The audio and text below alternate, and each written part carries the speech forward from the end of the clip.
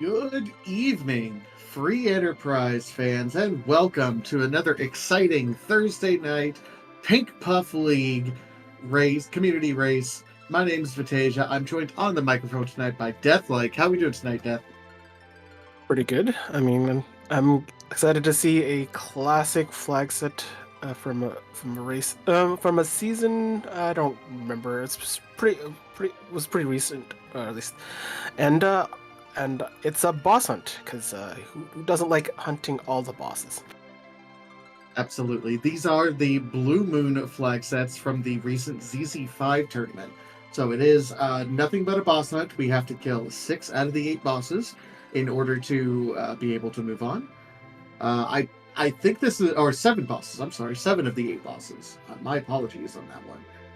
And it is I think it's win game as well with those flag sets. So it's just find the bosses and kill them.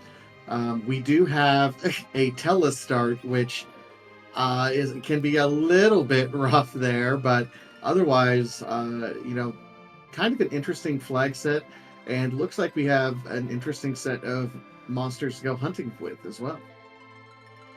Yeah, I mean we're guaranteed to do the football gauntlet or see a goal or have a goal bez, but everything else is random. So every boss is equaling different from Red Moon, which had a different weighting and a very more it's more kind of focused. But here I would not worry so much about that. We're just gonna worry about just hunting the spots.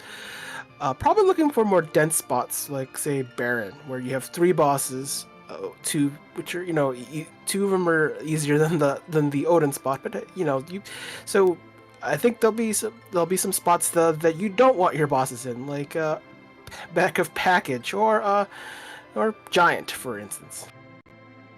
Absolutely, definitely hoping for those as those veterans of us who were in the ZZ5 tournament certainly remember those a handful of trolley scenes. I wouldn't say it happened terribly frequently, but when it did happen, it was glory to behold on the screen. Of course, as members of the community, we have Soapbox Gamer and Garen, two, I think veteran pink puffs at this point in time who are joining us and are on the restream, tonight. So thank you to both of them. Who knows what we might have, but it is sure to be an exciting race, and it does look like we are off. The whole Pink Buff League is designed for new players interested in trying to find out. And we got to start with a Rosa, so that helps. And hey, some vanilla Pagan, and oh, we're definitely looting that treasury immediately. Just go straight to Troya. Do not pass go. Yes, collect all the dollary dues when you get there. The Troya Treasury is a fantastic place to get some early loot, and yeah, and just having the Earth Crystal already makes that just a fantastic play there. Obviously we're gonna be visiting that, but there are other things to do. I'm trying to remember if we have no free bosses or enabled, like no free key item for the boss. I'm trying to remember if Bedward is a thing, and if Bedward is a thing, you might as well pick it up. If you forget, it's a womp, but that means a Demist Hunt is on the way. So it looks like Garen is gonna check just in case, because hey, free key items don't come by easily. Yep, it is a free key item. One less boss hunt that's out there. We figured, too many boss hunts. We could use one less. That is the Baron key, though. So that does unlock the Beigen that we saw a little bit earlier, but that is 2 other boss locations. We have the Baron Throne and the Baron Basement that we can now check for those boss locations as well, in addition to all the other overworld checks. So, given everything that we got, this is just a fantastic early start, and oh my. Some decent loot. I mean, we have the White Mage starting kit, and we have a tiara, so that's pretty good defense. And with a telestart, you have free exit. So I mean, you're gonna loot early, but you might as well loot often. At some point, you're gonna stop. but the Soapbox is taking the free treasury. Hey, you're there. T Wildish is actually pretty generous, so why not get a second? Hey, we got Stardust Rod too to boot. That Stardust run is going to be significant because as great as that treasury was, we had lots of gear and lots of stuff that will be fantastic later in the game. That Stardust Rod is great on that Tela right now and can power you through, 3 or 4 of the early boss checks already without having to do anything else. So right now, advantage Soapbox Gamer for doing just a little bit of extra looting there and pulling that Stardust Rod. That's going to be a significant advantage this early game. You need an advantage you can get. Stardust Rod is pretty strong. It's kind of like end game a spell boosting weapon for any Black Wizard. Though I don't think it'll hold on. It'll make Tell that great towards the end, but for now, when we're in, especially being an item that can cast Stardust on demand.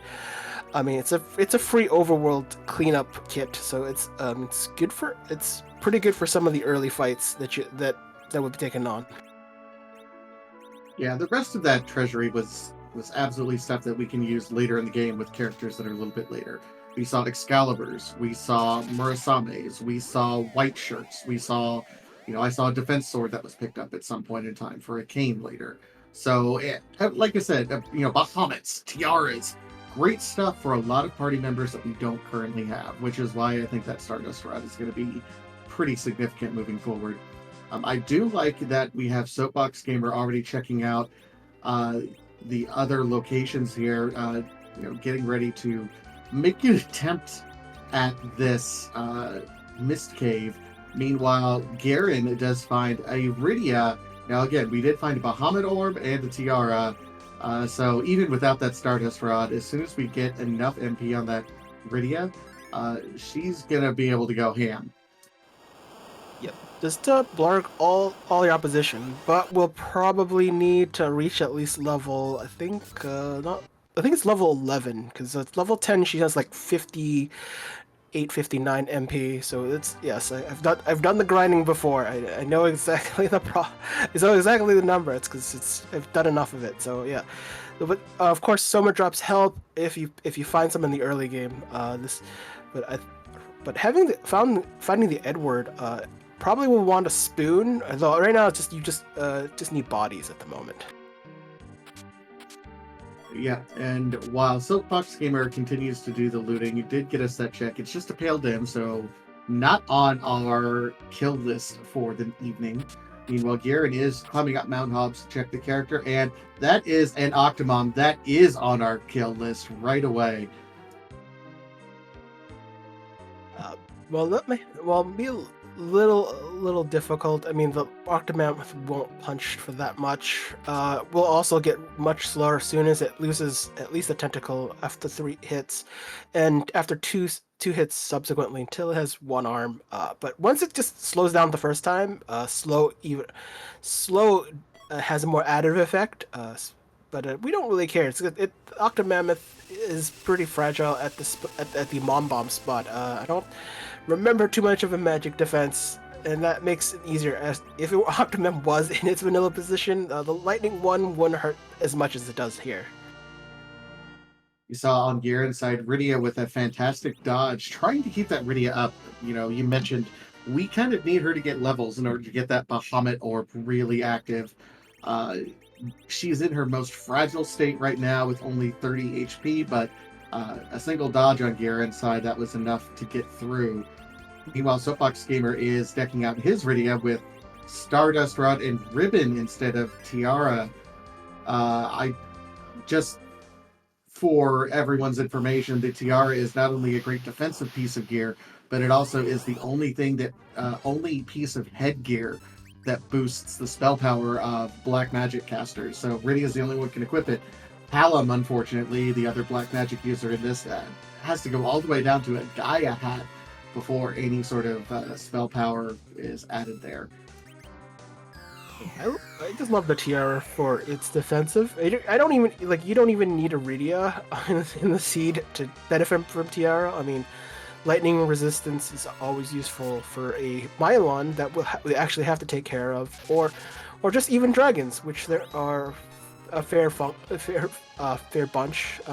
Dark Elf second form, the Pale Dim that we're gonna probably skip because hey, we don't need to kill it. But there's just a bunch of dragon bosses that that having that extra added protection is invaluable. You just want to if Porum or Rosa is still alive. I mean, because of that, it's valuable defense. No, it is. It's like triply good on Rydia because it helps with, in addition to the defense, particularly at level 1 when she only has 30 HP, just fantastic stat boosting as well. And there's Asura. There is another boss that we are looking to kill. Oh, look. Hi, Mutant Knife Edgar. Or, yeah, Edward. I'm sorry. Not Edgar. Edward. Well, I think we're gonna try to attempt the life lock. I mean, I'm not sure if we have star veils. You can do a double star veil, but it has to be on the same character, so the reflects itself onto the boss, which is an ideal situation. So you don't have to wait on life locking a boss. But this is at least you want to get a good start on getting some damage and attacking when. Azura, after Azura casts life 1, you want to hit Azura, and well, that didn't take that much, and just trying to get to Edward's turn, delaying it with Thor Rage while in her purple face. I mean, that's it's it's a pretty standard fare, and well, here it is. There's the hook. Meanwhile, Soapbox Gamer is just kind of diving headlong right into it. Manages to get the life 1 on the first run anyway, so good heads up there. It just says, hey, we're gonna YOLO this Asura right now. Yeah, the mute knife, it's a mage killing weapon, so fights like Azura, who is a mage, and I think the guards fight are also mages, which is surprising, but they do cast spells, so that's kind of why they're classified as mages. So yeah, there's obviously other fights like trap chest, but probably not going to see too many of that today. Soapbox Gamer looks like is trying to set up the life lock now as well, kind of taking things a little bit slower, which is perfectly fine. Garen has more party members, so can kind of blitz through things a little bit faster than Soapbox was able to.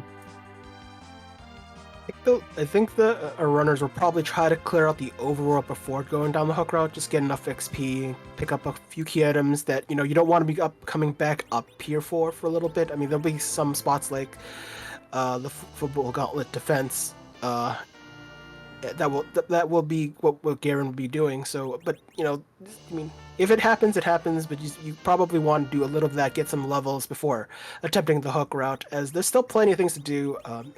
And there might be a route optimization by going to Zot instead of Baron, because once you complete Zot, you are dropped off in front of Baron, which is super convenient. But if you're not comfortable with that, you might go Baron and then go to Zot immediately after. I tell you, the one thing that does confuse me at least a little bit about the routing that we have, when you as soon as you finish that treasury, you had an Excalibur, and that's one of those things that triggers my okay, let's immediately go find a Cecil, in particular because all your character spots are in the free character location. So I would be personally doing exactly what Soapbox is doing. I'm going and checking who the characters are in Mysidia. I'm checking who's just standing there on Mount Ordeals. I'm checking all the other free character spots because I want me a Cecil. I'm kind of for that too, but I would be at the same point there. Just sometimes you just if the character comes, great, and then but if it doesn't show up, well, you're not gonna lose sleep over it. It's one of those things. And Soapbox is not going to I'm not going. Oh, about to say going skipping Hobbs, but no, going immediately to the football defense. I expect our runners to do Mount Ordeals just to get Tala online. Probably be a significant point for our runners, anyways. Especially, and additionally, if a Cecil is in the seed, immediately promote him to Paladin, as DKC has limited utility in the early game. So better to get that done just in case, to use the Xcal that I'm sure is burning a hole in our inventories. Well, even above and beyond that, when you're in a boss hunt, Mount Ordeals is 3 boss checks. So it's just a very efficient use of time going up there, in addition to having some a single key item. So we saw it in Blue Moon. In other flag sets, there's a temptation, especially if you don't need a Cecil or a fully online. Some of the quicker flag sets that are out there, for example, there is a temptation to dodge Mount Ordeals because it is a bit of a time investment. In these sort of boss hunt type flag sets, though, no, you're diving headlong into that because it's 3 quick checks in addition to a key item check.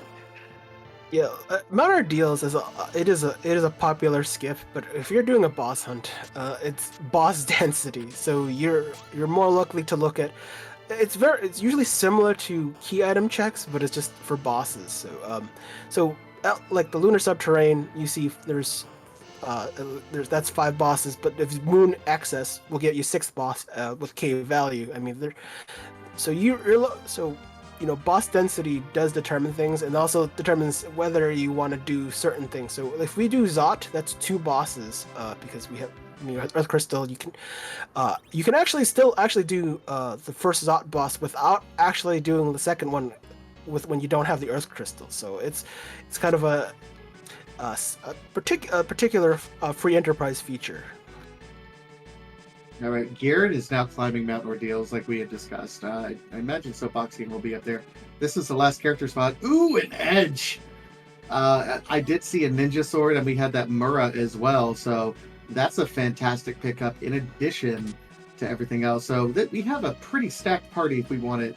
We have a Bahamut, Stardust Rod wielding Tiara Murder Child if we want. We have, a defense sword Kane and Mura Ninja Edge if we so want it. Rosa, who already has a white shirt, and there's a lunar staff out there, so she's pretty well decked out. Frankly speaking, we could go the rest of the seed and not loot anything else, because I think we're pretty well set. Yeah, I mean, if a Cecil shows up, that will probably be replacing Kane, but other than that, you're not really looking for kind of other things. You kind of have all the gear that it is to do the seed. It's always just a matter of doing it. But I think I see a Porum in Soapbox Gamers party. Kind of missed it. I think that was the Mysidia check. So there's but unfortunate, Garen has the free boss in a very free spot. Yeah, this is probably one of the worst spots that you can see King and Queen Evelyn, other than them just not appearing at all. This is a very low HP location normally, that's not very physically intimidating. So you want something that's normally a little bit harder hitting there. Unfortunately, having the freest of free bosses in this particular location, a little bit disappointing, but at least you can get through it pretty quickly.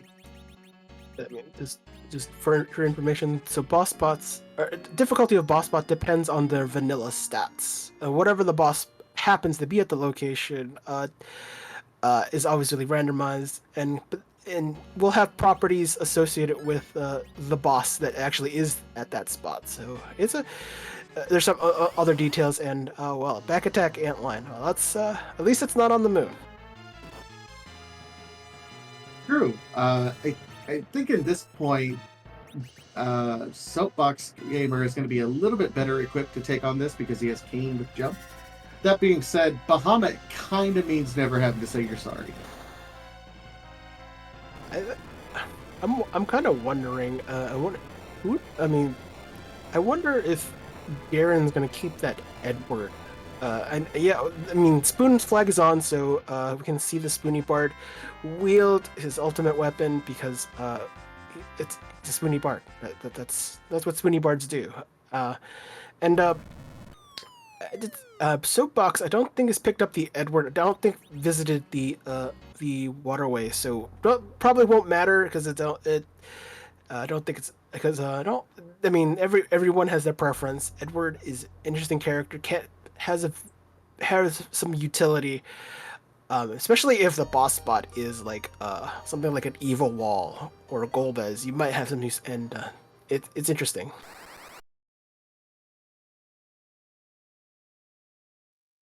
All right, so here's the karate fight. So unfortunately, none of the bosses that we were hunting for appeared up here on the mountain, which is a bit unfortunate. But keep in mind, we've already seen an Octomom and we've seen an Asura. Uh, Worth noting, though, Soapbox Gamer already has a full party, has not checked that Mount Hob spot, which when there's no character there either, or you're not even doing any sort of character hunting around, is a very easy spot to forget. We've already seen, I think it was Soapbox who checked the Watery Pass location, just not Hobbs. So, worth keeping an eye on to see if Soapbox ever goes back to that Mount Hobbs location. It is, like I said, it is a required boss, Octomom, and relatively easy at that once we get there. No other bosses have been found up to this point in time, but keep in mind, we can do all of Baron, we can do the Earth Crystal check as well. We can also, at this point, check the hook if we really, really want to, but I tend to agree with you with what you said earlier. We're probably going to do the full clear just to get everyone enough levels that we are comfortable with it. I mean, if you are really looking for the XP, you can always do some Evelyn chests, which are very popular in this flag set. Although I think when you've done the looting of the Troya Treasury, I don't think there's much of an incentive to do it unless you just need the experience upright. Looks like Garen is gonna swap. Oh, just check for characters. We'll find the Porum, Vanilla Porum, and the Kane. So probably might take Kane in the party, seeing defense swords being gifted like candy in the seed. Yeah, I'd swap out that Kane for Edward just because it's significantly more consistent damage. Tella, we might still have to do a grind, but yeah, I'm sorry, Porum. We don't need another murder child. We already have the superior white mage. Yeah, it's unfortunate. I understand. I love Porum, but yeah, this is when you start with a Rosa, Porum doesn't have much to give, especially when you have a starting Tella, which you already have exit, so you've already eliminated the only thing Rosa has to worry about, and we already have the Earth Crystals, so we're gonna do Zot anyways. Just doing a little bit of cleanup. I do like this purchase of Star Veils over here on Garen's side, knowing that there's a Golbez out there, and if we find him, we will have to beat him. So that's something to keep in mind for the future. Where do you go from here? I mean, I kind of like the idea of doing Earth Crystal into Baron. If you think you can do it, I mean, our party is pretty stacked. We have an Edge by itself, plus a Stardust Rydia. Yeah, Garen says, let's go ahead and do this Earth Crystal right away. If you've, I am for that, but also if you've got the guts, because you have Blarg available, and I'm not sure if Rydia has enough to do 2 Blargs, but just to do the Odin spot, just you're already there. You might as well clean it out, not have to come back. That might be a thing to do if you're a veteran runner. It's fortunately, if you're trying to experiment, that's fine. You can always peek that spot. Hope it's a free spot. There are, but that spot is also pretty dangerous if something like a Rubicant shows up on that spot where let's say Glare. Have you not seen Glare do quad 9s? That is the place Ruby could be. Something that's worth pointing out on Garen's side, you mentioned he had 2 defense swords just sitting there, which is, frankly speaking, Kane's best weapon that he can get in the game, outside of a lot of the forge that's out there. He opted to go with a Blizzard Spear for Kane. Now, this might be hoping for a Rubicant at some point along the way, because Rubicant and Kenatsu as well do have that elemental weakness to ice at different points in time. The other thing that he might be doing is setting up for a football gauntlet, helping to use that Blizzard Spear as a sweeper. Or Flame Dog, for example, although I think Edge is going to kind of take care of things there. Not quite. Needs a little help there. I don't. And Kane probably not getting the XP. Almost dead, but at least Kane will get the XP. Shouldn't be too long. I'm kind of curious what Garen is looking for. I'm almost thinking maybe he's looking for a second ninjas, some Cons of Steel. Well, speaking of that, we just found the answer. That is it.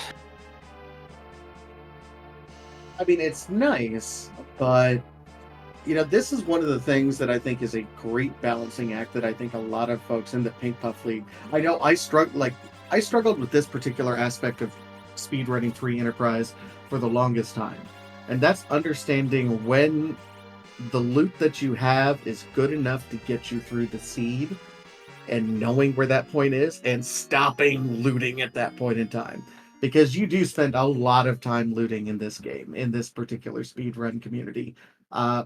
As soon as you know that you don't need any more power to get through this, stop looting. And I think I would, with everything that we have, I think we're good to go. I would stop looting in anything right now. I'm in agreement there. I think that just Garen feels incomplete for his Edge. I think I'm not entirely sure, at least because having half Hansa Steel is good enough. I feel most of the time, but you never know. You never get it. Might not get that weapon. It just might not show up. So I think, and Garen is doing the same thing Soapbox just did, is knowing that summon will cause Wyvern to do Blarg again. So and of course outright kills him. Soapbox didn't get the immediate kill, but got the Blarg reflected again. So that's at least a plus. So at least though now we are not getting any more free characters. I think the only free characters left are actually at the Baron Inn. So that's the kind of the last hope of finding free characters that are not gated. I believe in this flag set, it's just you build your party early, and anything gated, we see all the pigs in their spots. Yeah, you're not getting any more. You're not getting any more reinforcements here. No, and the Baron Inn and really after completing Baron as well are considered gated. You have to fight a boss, so no people will be there. There will be just a piggy. Worth noting, there is an Odin that's going to be at the original Golbez spot. Odin, of course, not on our boss kill list. That does disincentivize doing the Dwarf Castle a little bit because it's just one boss check. Frankly, we can just do a flyby of that, take a peek of what the character is, jumping over the wall, and then reset out if we want to once we get to that point. I'd be more for doing the warp glitch though at Dwarf Castle though, even though it's key items, but it's one of those things where I think we have 4 key items. You might the faster we're closer to getting 10 key items, the faster we're going to have double XP, which will make grinding at any point, just fighting any boss just while we're doing the LST much more pleasant. So, but though probably not a requirement as completing the boss hunt will complete the game. But there's always that moment where you want. Sometimes you just need a quick grind, and there's a character we were not going to get.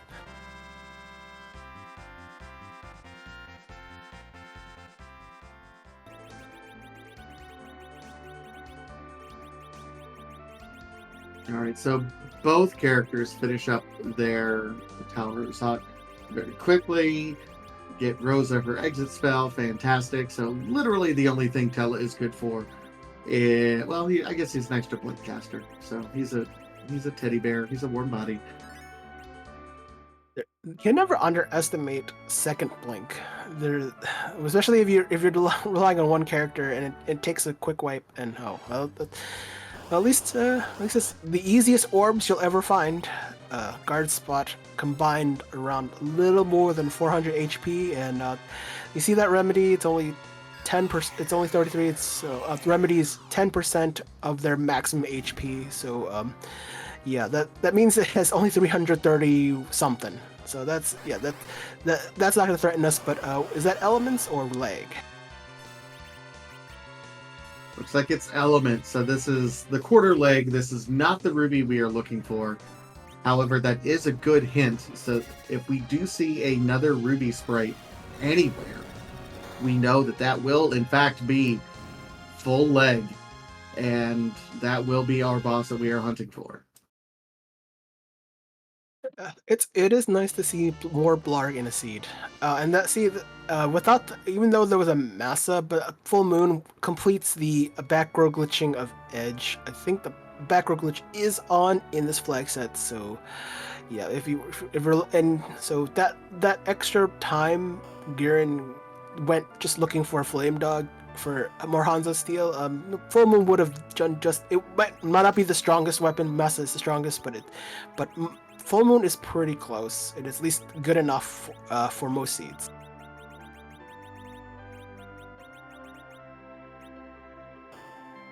In the meantime, we are saving, and looks like Soapbox is cleaning out some inventory or checking the shops here. And so is Garen at the exact same time. So we have matching shopping sprees. Interesting, because there's some rune rings and ninja stars here. I love the rune ring purchase just for our wizards, as well as a black shirt if we don't have anything else to put on our Rydia. Yeah, mostly unless we stumble onto sorcerer robes, black shirts are the next best thing. You want your it's hard. It's actually harder to get black wisdom stat boosts from equipment. It is much easier to find white mage equipment. And black magic does the most work most of the time, including summons. So to find the shop, trying to quick boost. Rune rings also serve some other defensive purposes, but yeah, any stat boosts are welcomed. Rune rings are pretty welcomed. Yeah, let's think about this. Rydia is a Stardust Rod, tiara wearing, black shirt wearing, rune ring wearing Bahamut caster. That is about as decked out as a Rydia that you could possibly get at this point. Yeah, Bahamut being one of the strongest spells, has spell power 480. So one multiplier from the wisdom stat. So for every 4 points of wisdom is one spell multiplier, and you get one spell multiplier regardless of the wisdom stat. So that's 480 and more additional damage. So if you just get equipped a tiara, you increase your damage by almost the 1,000 just equipping the tiara. So it's some quick math, and you understand why boosting stats help a lot in just outright pouring damage on enemies.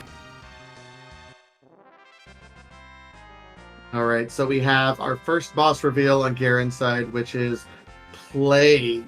Okay, so a lunar sparkle. Then, honestly, we're not looking for any lunar sparkles, which is really kind of interesting.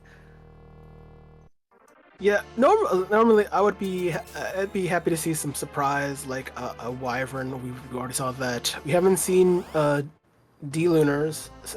There's Ogo at large, and we know we're in Pale Dim. We're gonna forget because not relevant to the seed. So yeah, there's a few more left, and not where anyone is looking for. But I probably still need to do this anyways, just for for completionist's sake. We'll probably might even peek the Odin spot. I'm not sure if both of our runners are doing that, but I'm feeling that it's probably worth at least peeking what's there, and if it's not there, we can reset out.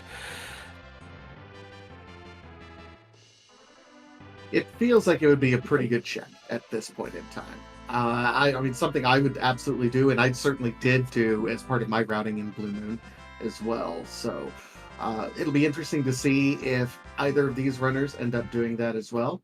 Again, I hate to keep belaboring the point, but we got to keep an eye on Soapbox Gamer and Mount Hobbs.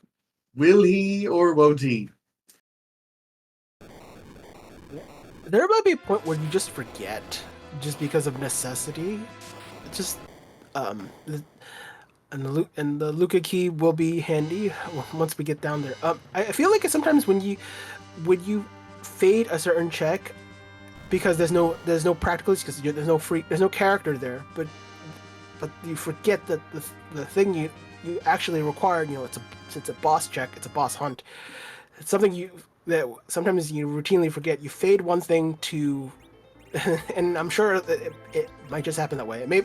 Maybe Soapbox Gamer might be fortunate finding all the bosses for Sans Octomam, and it just work out. But you never, so it's not the end of the world, but the free Octomam I'm sure is a pretty big difference at this just based on the seed.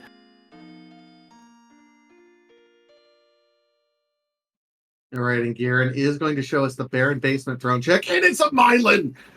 Yes! Oh, this might be terrorizing Mylon, if because if your characters are poorly equipped, then you will the lightning one will be surprisingly strong, but if you like decked out Radia, then that lightning one is it's a choke. It's not a threat to anyone. So I think Edge is no C Naked is on, so that means they have no armor. They just get one weapon, whatever that may be, like a bow and arrow, a knife, whatever that happens to be.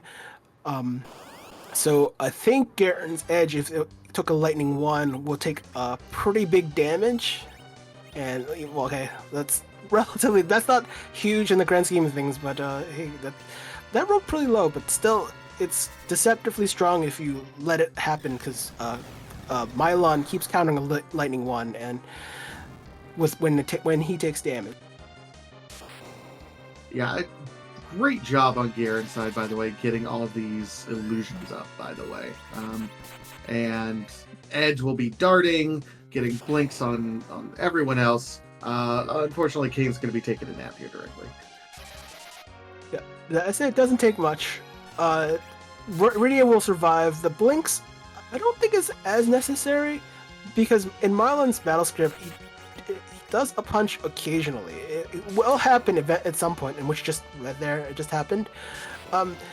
It's not the same hunter, but at this spot would pretty much punch punch a character's lights out pretty easily. So it's definitely helpful. You probably might not have to use illusion because it's not as dire, but you never know.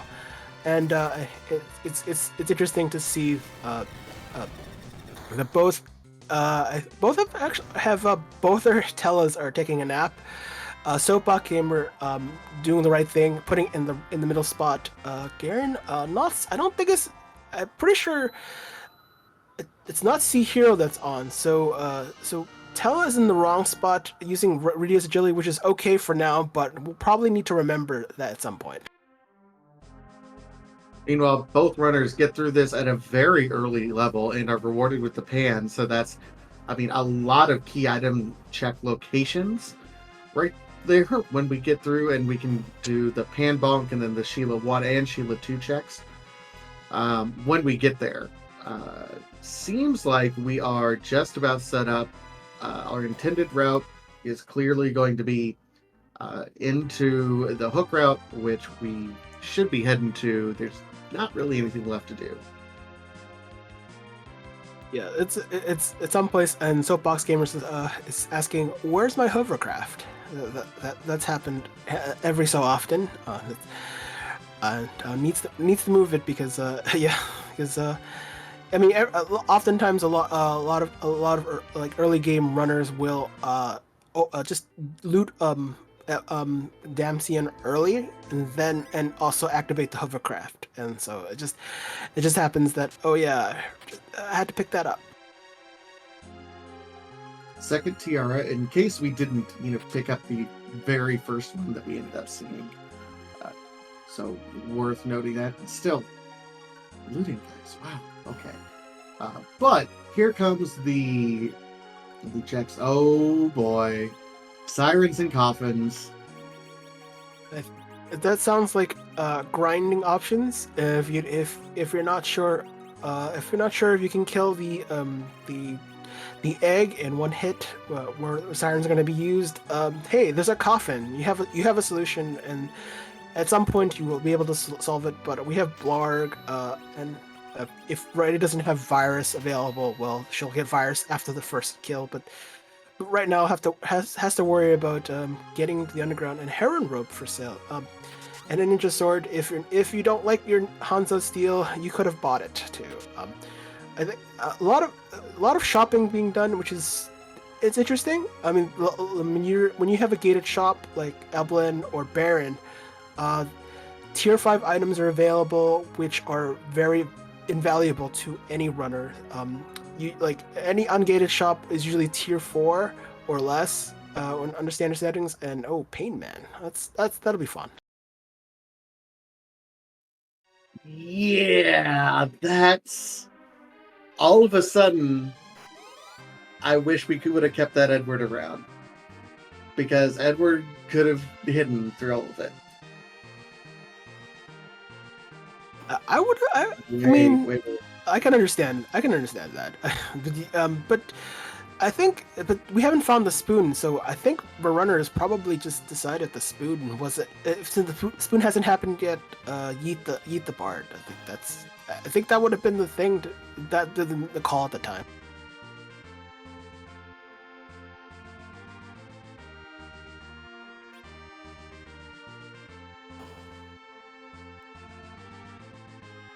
All right. In the meantime, Gearing is opening more treasure chests and is taking the trap chests over here, which I mean, you can get some pretty great stuff here, but I don't think you get what I would call game-changing gear at this point in time.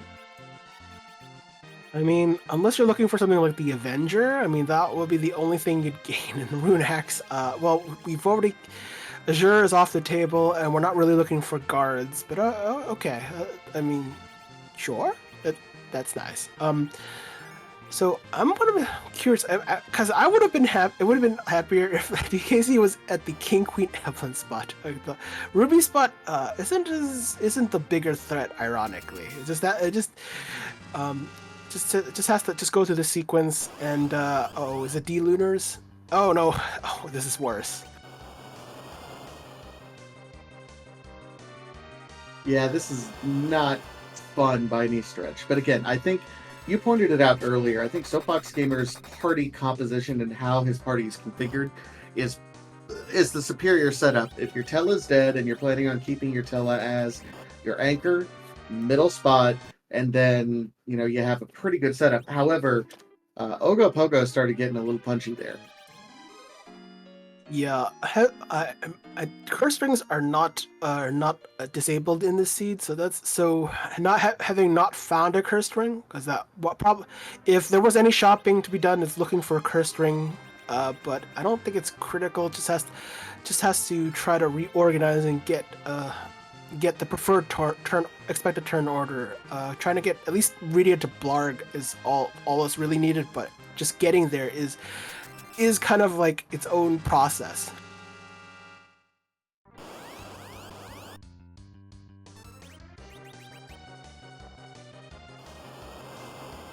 All right, so Garen is now getting the good news that Ogo Pogo is here, but I think we'll be in a little bit, oh no, probably not as good a shape. Both runners are in about the same levels. They've done about the same things. Again, the only difference between what the two have done is Mount Hops at this point in time. Otherwise, same levels, just about same gear, same equipment, same party, frankly. I mean, the difficulty of this fight is really just the punching part. Ogo, yep, there's the wipe. Wet noodle 2, runners 0. Oh wait, well now it's 1 with.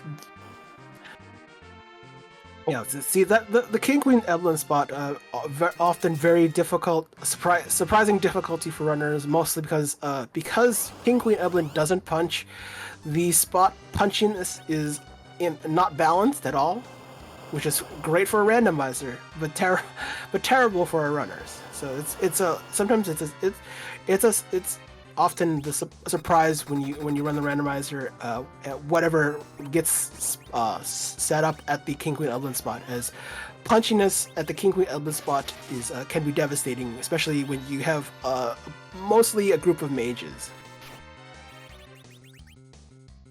Well, Garen Smart went back to save. I certainly can appreciate that, and it's time for the Pain Man, who is going to sweep through. He does do a lot of damage, but a single cure, I think we're safe at this point in time. Now it's just a matter of who do you want to live for the rest of the fight. Yeah, this is just for XP gains only. This fight isn't not difficult on its own. You just have to wait out three dark waves. Dark waves work the same as when you actually have the character, based on his attack power. So, and the attack multiplier. So just so stronger spots, the dark wave can be much more devastating. So if there was a dark wave at the King Queen Elba spot, that would be like a rush of like I think 600 damage. I don't remember the exact numbers, but it's much more than at this spot with the Ruby spot, where the damage not as threatening, but still painful.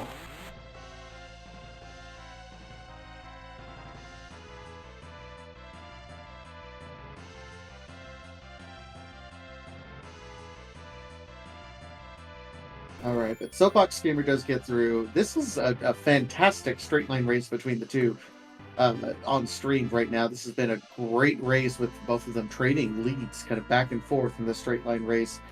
We have 3 boss locations that we know about, so we are still looking for at least 4 more bosses. We still need a Mylan Z, we still need a Rubicant, we still need a Dark Elf, and then the 2 Fabul Gauntlet and Golbez that are still out there. In terms of places that we can do underground, I did not check. Let's see if Soapbox shows us who's at top of tower. Oh, that's our Dark Elf at top of tower. So I'd still do it even though it's Keyless Tower, but when you see the objective there, sometimes like just Keyless Tower, you might actually get the tower key immediately on that spot. So it can work to your advantage. It's still a gamble, but the free enterprise mantra for that is do your objectives. And you see the objective, you might as well do it. And oftentimes, doing the objective will get you the key item or boss, leading to the next thing that you need. I understand that perspective, but in this particular edge case, I kind of like what Gieran's doing here, where, hey, we're going to check the freebies. We're going to check, what's available here in Sylph, and we're going to do the double pan turn in because, I mean, there's no checks to be made, but these have to be done relatively quickly. And if you happen to pull the tower key at that point in time, you save yourself a double check. So I like that particular effort on Gieran's at that point. I would even check the Feymarch freebie and check what bosses are in the Feymarch as well, just to at least peek them. But then, after you get all those free, like, hey, I'm going to run around the world for about 4.5 minutes or so, then immediately going and checking that, even if you don't have the key at that point. Yeah, it's an interesting choice. I don't mind the choice because sometimes if you stumble on the tower key in a different way, that's just time saved.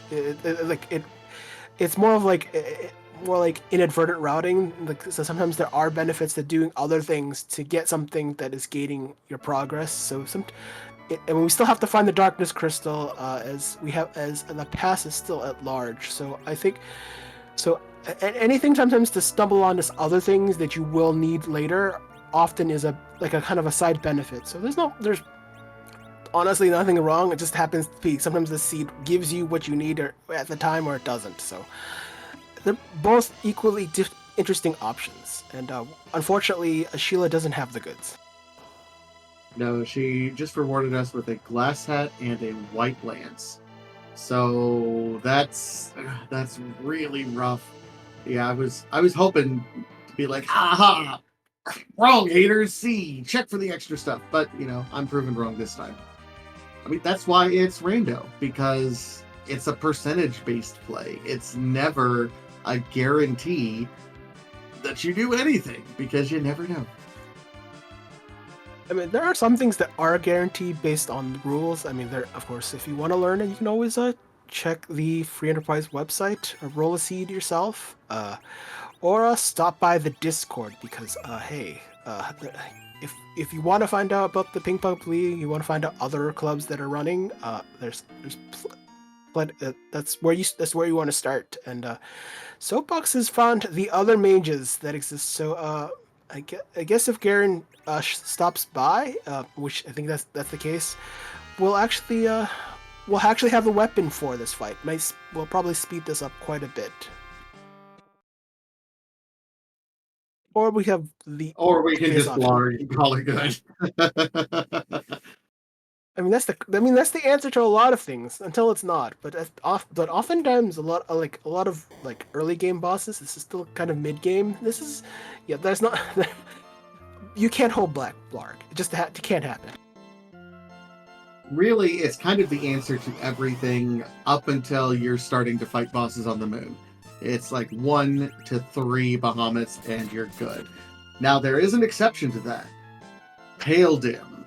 Because Pale Dim counters summons.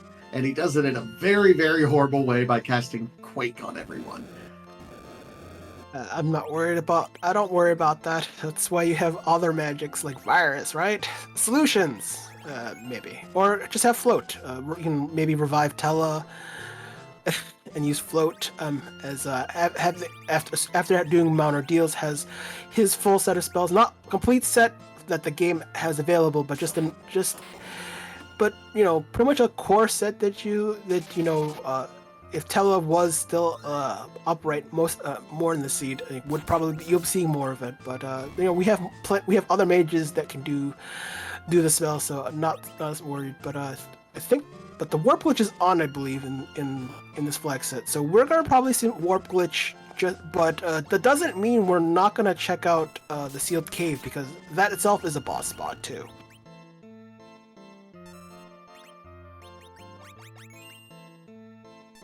Alright, so completing, one check was a Zonk, the other check from Soapbox Gamer, which this is normally where we would get, the turn in for the Luca key, so that is the pigtail. Again, another key item, another one for the pile. But my goodness, we are not getting a whole lot of answers, and there's still a lot of bosses that are out there that we're hunting that we just haven't even remotely found yet. Yeah, that also means that the LST dive will be much more dangerous, more difficult, at least on paper. But when you have Blarg, you'll solve a lot of those issues, for the most part. Still prefer to learn Nuke, but Blarg will solve a lot of the issues most of the time. I think, I'm curious what's gonna be the next place to go, but I think Tower is the next place to be at this point, unless you really want. I guess we're gonna do the free key items and hope for getting closer to that 10 key items before the grind. Yep, I like the Feymarch freebie check because, again, if you get the tower key, then you save yourself a trip, and you can peek to bosses that you do not necessarily have to complete at this point in time. You can just keep in and say, "Hey, anyone I'm trying to kill on my list in here? No? Okay, thanks so much," and just walk out. Both spots are kind of dangerous in their own, and of course, there's the tower key. Yep. Hold it. Value gained, but we'll still have to check what the bosses are here. The difficulty of the bosses are interesting, depending on what's there. The Azure spot, the right when we see the throne, the right side, the Azure spot, is much more threatening magic wise. The left side with the Leviathan spot will has a lot of HP and is a very punchy because Leviathan, as you if you recall in vanilla, doesn't ever punch. So again, the same rule to King Queen Evelyn applies. It's super punchy and can be a hindrance to our runners.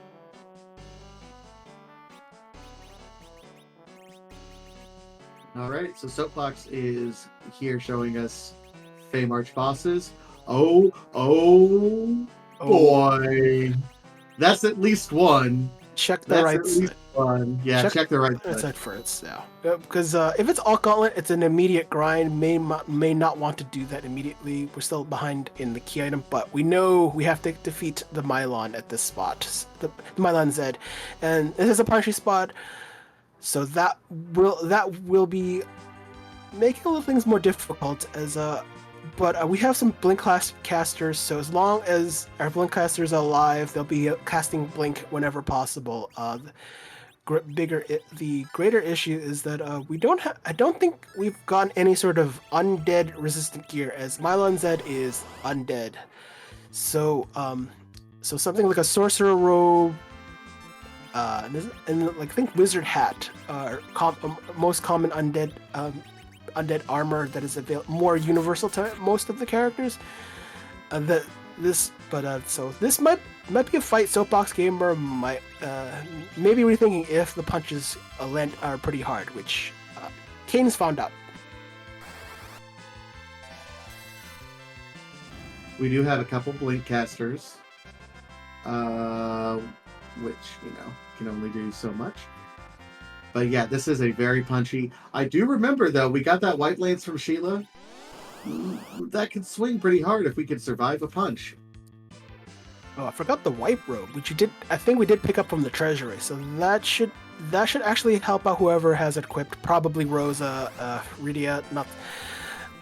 That's a reset. And Garen, actually kind of a calculate move to do the grind. Yeah, doesn't have the 10 key items, but you got the sirens, you got to grind. And if you sometimes there's a thought to getting a grind before dealing with that spot, and we know that spot has something. So Garen's grind will be very beneficial. Soapbox Gamer hoping for a water hag, which appears. So this is a free fight, but we'll have to hope to survive and get some decent XP and maybe a key item like the Darkness Crystal, which is still at large. Worth noting, he cast Float at the beginning of that spell because he was prepping for the Alt Gauntlet.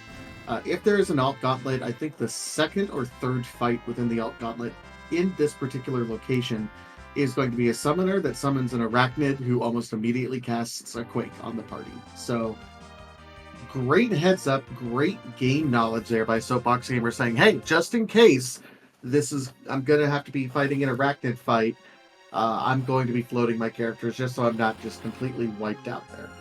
I think the boss did him a favor, knocked down Tella immediately. That's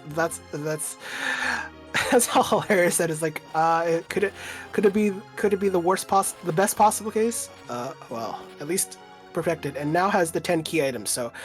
So Soapbox Gamer does have the advantage at this point. So if Garen decides to fight the water hag spot, obviously we have to do a quick test for the alt gauntlet. We'll get the rat tail, which we don't know what's going to be, but it could also be the darkness crystal. So trade-in will be done as soon as when we leave, or maybe a little bit later once we leave the underground. All right, so given this another shot here, we do see darts and Kane immediately jumping. Certainly has the setup rolling right now. Yeah, not expecting much from Tella this fight. Yeah, it looks like the white robe is on Rosa as reducing damage at any given point is great. Probably shouldn't. Probably don't really expect Kane or Edge to survive. I don't think Edge is high enough level to have self-image, so that would kind of be a problem. But that's not a big deal as long as Rydia and Rosa is alive, and maybe Kane. It's fine. The XP at this spot isn't incredible, so it's not much lost here.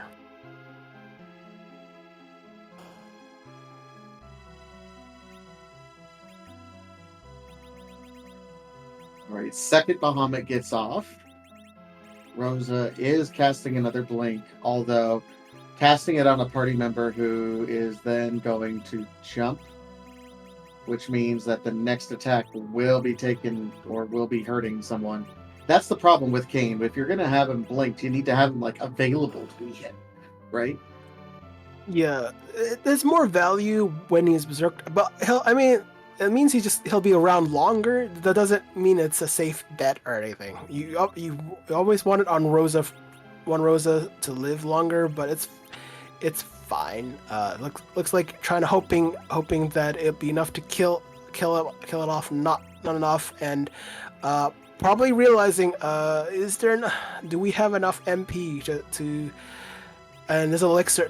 Just use it now because you're not gonna use it. And well, that's unfortunate, man.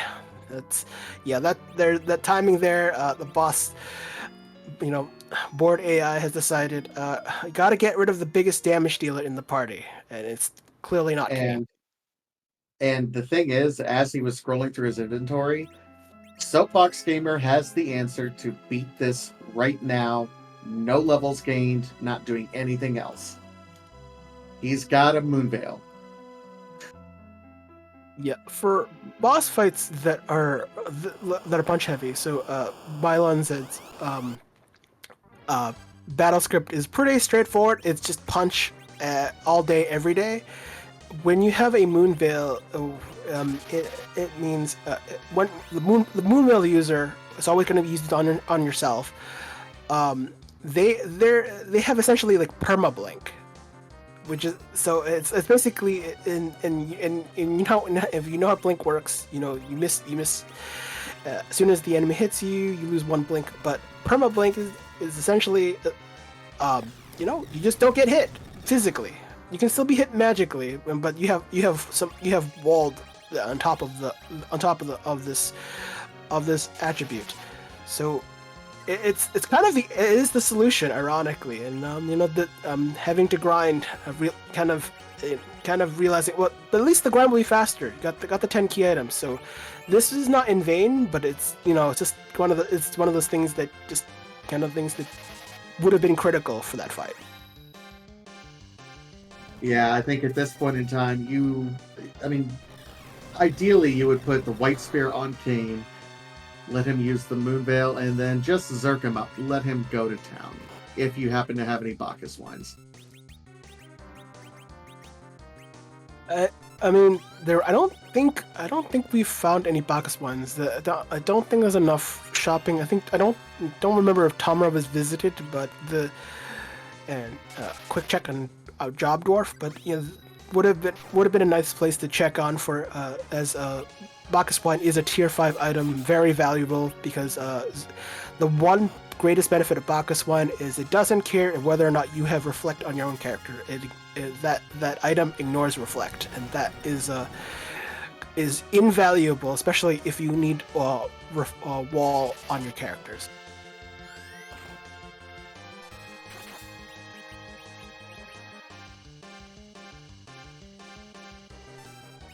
All right. Meanwhile, we have Soapbox is going. It looks like going to be following through with the Tan turn-in, which we know is a big old zonk. Unfortunately, Garen knows, but Garen otherwise has this fight well underhand.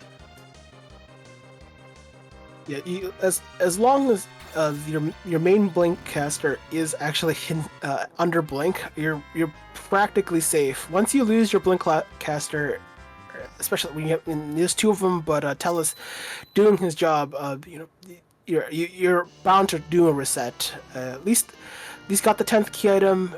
Not exactly what we're looking for, but can do forge. So I guess we can see who who deserves a nice weapon, or gets nothing because the weapon might not be for a character in your party. That would be bad either way, but okay. In the meantime, Soapbox Gamer, took a little bit of a grind, but said, you know what? That tower's been calling my name long enough. We're going to go do top tower. This is a keyless tower for the moment being. We do not have the tower key No, we yet. picked it up. They both Oh, went we to did. Feymarch. Oh, it was in Feymarch, right. Okay. But I still love the keyless tower play. It was, even though we found the tower key. It's just, it's like It's it's one of those places where the top of tower is just a long it could be a long trek for some people, but it's like the freest of bosses oftentimes. And when sometimes when you fade the spot, you get punished for it. I think I don't know. I'm one for saying, if you're gonna go to the moon, do this first, even if it's a keyless tower, because it's. But sometimes it might not be fruitful. But right now, darkness can still be behind the tower key, or the top of tower, or the rat tail that has not been turned in yet. Well, you mentioned that it can't be kind of a free boss. We know it's the Dark Elf right now. This particular spot does have quite a bit of HP. That being said, it's got a pretty decent physical attack, but its magic stat is garbage. And I don't know how many people remember the Dark Elf's moveset, but it's a whole lot of magic. So this should be a pretty straightforward encounter for the party. We can even do it a little bit underleveled. Yeah. Rosa and Rydia are straight up dodging stuff. Even Edge is getting in on the dodge party. Yeah, that 3 damage on Rosa. Oh no, I'm so scared. That. Sometimes there are spots. This is one of those free-ish spots. It's not totally free, but it's small. I mean, there are some bosses that will make this spot not fun. But the Dark Elf, this spot doesn't really scare anyone. And we're gonna find out very soon what the forge is. But I see some really good stuff that can be bought. Not too many things that really worth buying at this point. But hey, we still have money. We can buy some good gear.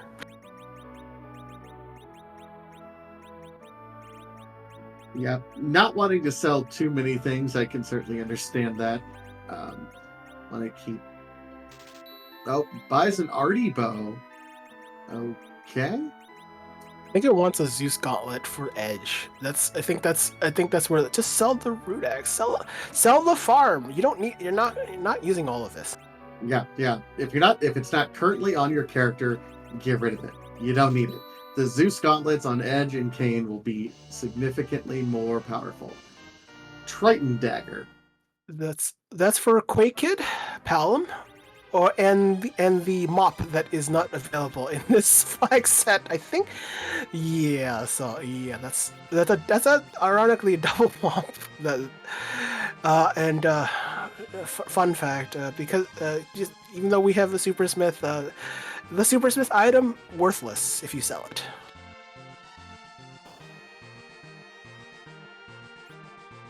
I did not happen to see what was at top of tower because that was going on at the same time that we were getting the Triton. So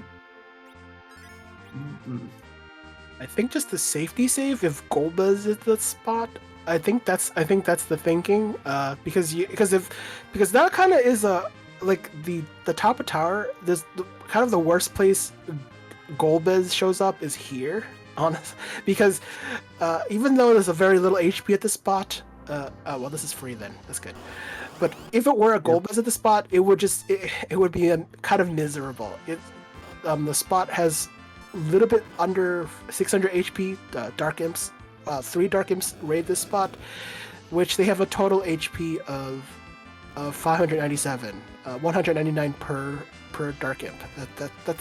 This is the spot where all your like tough bosses should show up. But sometimes I wish they were the most nuisancey once in a while. And we do find, of course, the D lunars there. Overkill a little bit with that Bahamut. Let Stardust were good at taking him out from there. But that's it. So we will get another item when we complete it. We are starting to run out of key item locations, though, is what I'm starting to feel like. We've gotten let me see, Luca, top of tower, we've done the 2 checks there. We've done dwarf. We've done. What's missing? Well, we need to find harp. We need to find the package. The harp is for might unlock something, but there aren't really many more gating key items. Honestly, it's hard. So, but I think we still have to find out what we get on leaving the tower and the rat tail. That's really what's left. Cape Moon is on, so the moon is available for where key items are located, but we don't really care about key items at this point. We're really just trying to find darkness. So the worst case is actually finding darkness here, and then because that means the harp will be on moon at this point. But then again, that was a strength ring, and that was a disappointing thing, and just missed what Soapbox got.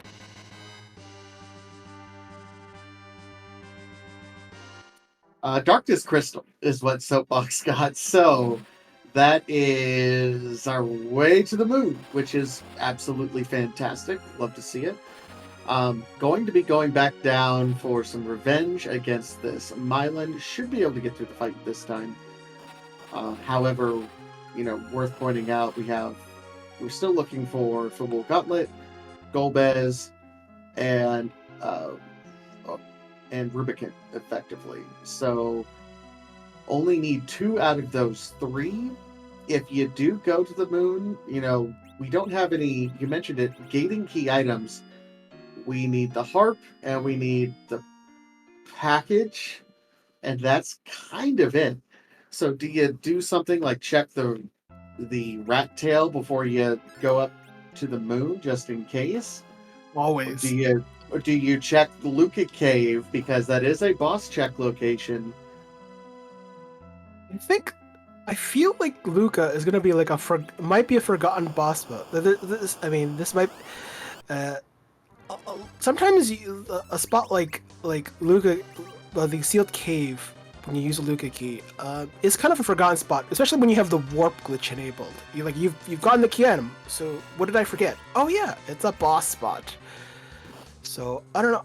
I still think worth checking Luca before you leave. The thing I would fade is actually fade out. I may consider if package doesn't show up sooner rather than later, just fade package, because then at this unless we're guaranteed that is the last place we need to look. I think it's not a fun spot to be in, honestly. This is like we still have a boss hunt, and we haven't found everything we've wanted yet. But I think, given that we have Darkness Crystal, the stronger bet, like if we're in Garen shoes, is to actually just peek the LST outright. If he finds the darkness, so it might be. So this is a time where looks like Garen's gonna grind first, though. I like to grind, knowing that, hey, whatever I have to do, levels can't hurt. Might as well do it. I'm one of those guys that's team check Luca first, absolutely, and then I'm probably turning in the rat tail, hoping and pink tail, because hey, we're getting a 2-for-1 right there. If it happens to be the harp or the package, fine. If not, no big deal. Then we can immediately go to the moon, and at that point, I'm with you. I'm face checking bosses. Like, I am in face check mode. That's all I care about right now. I think it might be harder on Soapbox's side in a sense, because so we probably will defeat this Mylon Z, no issue. Second time around, you got the levels, so yeah, that Mylon Z is dead on arrival, but not in a good position. So you still have to find 3 bosses out of the 4 that are still left on the table. So that makes the decision a bit more spicy. More likely to have to check whatever's behind package, or check harp if the bosses aren't if the bosses aren't on the moon. So that becomes the problem. Like if the last bosses are behind Harp and Package, then Soapbox is okay, I guess okay, but that though not so much because Garen's still a boss ahead because having forgotten Hobbs, so it's just not in a good position to be in.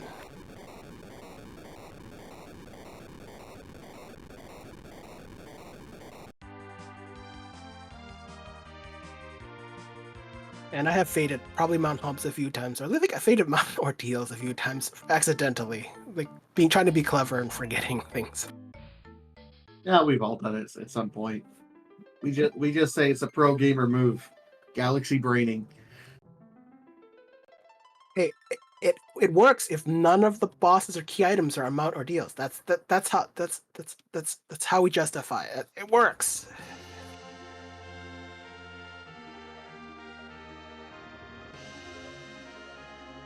All right. So in the meantime, Soapbox is raising the big wheel. So got to imagine, hey, the moon is the next spot.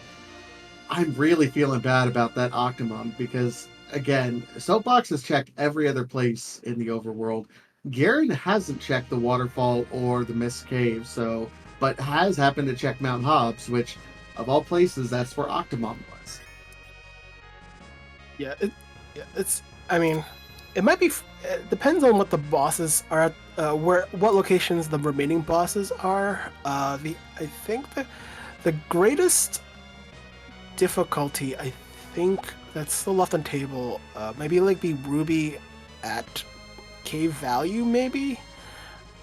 Bahamut spot is also very punchy, and Ruby does punch. The spell power of the spot not as strong as you recall because Blarg is strong, but the spell power on Blarg himself not that great. So Ruby could be difficult if at K Valley, probably first place to check anyways, just to peek that spot, even if regardless of what's there. So that probably the first thing, face checking, kind of at this point of a seed is just a priority. There's no reason to do anything else unless we don't actually happen to find all the bosses at the spots that we've peeked.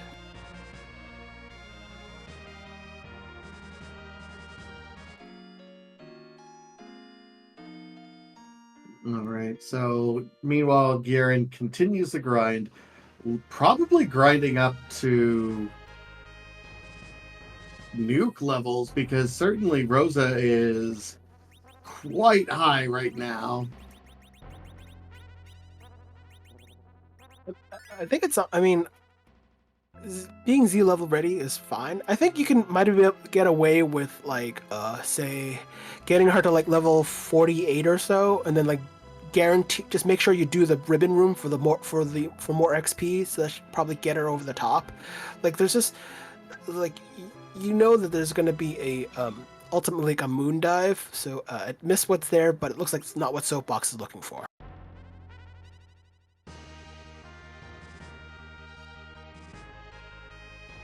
And with that, Garen is doing Luca Cave. I love this check.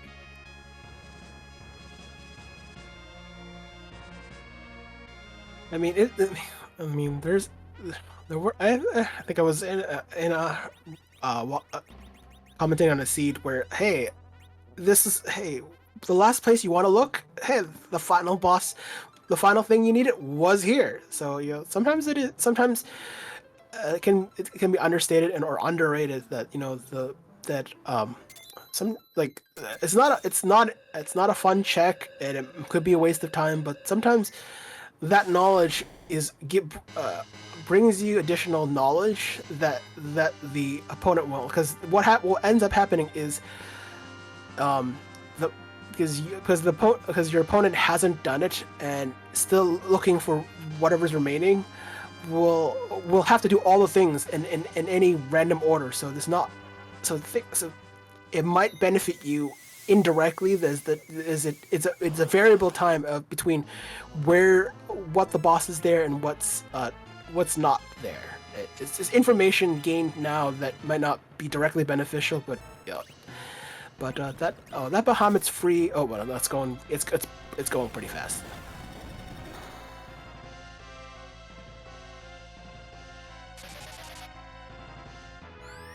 All right, here is the boss check on Garen's side, and it is just guards.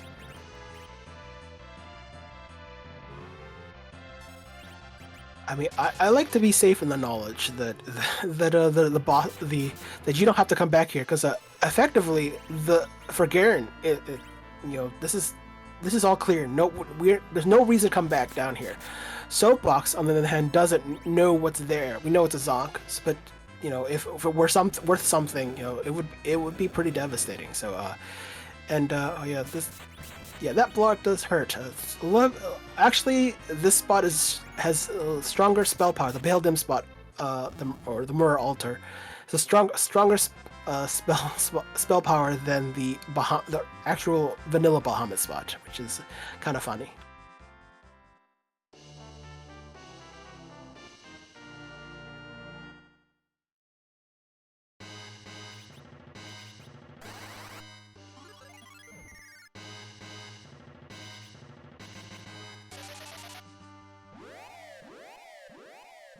All right, so the turn-in's done on Garen's side, and on his way over,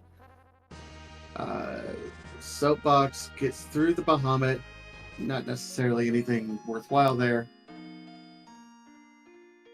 I mean, for a moment there was dragon killing gear on the screen. That's nice. But yeah, that was but that Bahamut not fruitful. Though not probably, I felt like Soapbox took that fight only hoping if it getting the key item, as Soapbox is not probably not in line to peak. Not comfortable peaking because it's not like it's 2 bosses left; it's 3 bosses left, and there's not even a guarantee the bosses that we're still looking for are on the moon. Well, it could be that there's the bosses left can be on the giant, or behind package behind harp.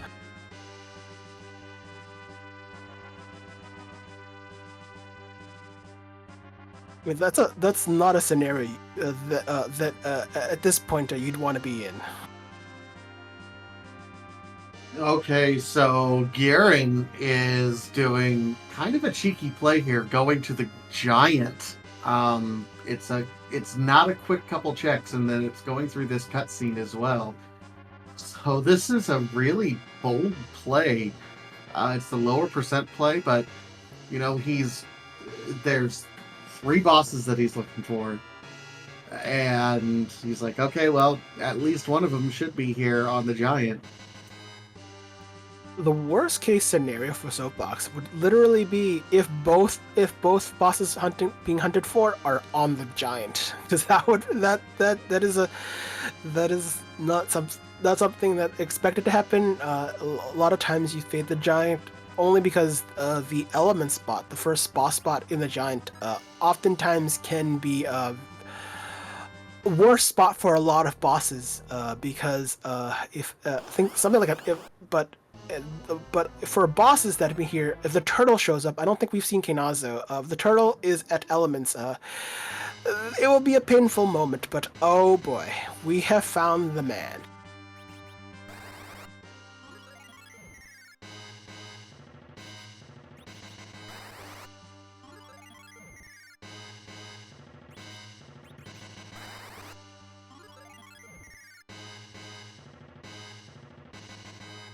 Oh boy, that's one, and that's a horrible spot for him as well, because this is an incredibly high HP spot. At the very least, it's almost capped HP, or if not almost, it's 65,000 HP. Normally, this spot would be a little kind of north towards like 100,000 in total ish. And for certain bosses, you'd be filling them with HP, like especially with split bosses, that there would be more. But at least there's some opportunity, and Soapbox not liking Mom Bomb, so it's not so.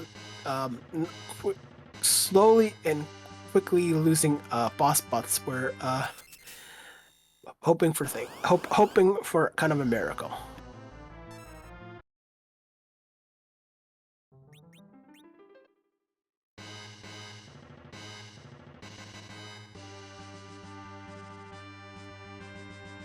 You know what's kind of ironic for Garen is having there were some characters who didn't get paralyzed, but ultimately got murdered by the Shadow Dragon. That those are independent of each other.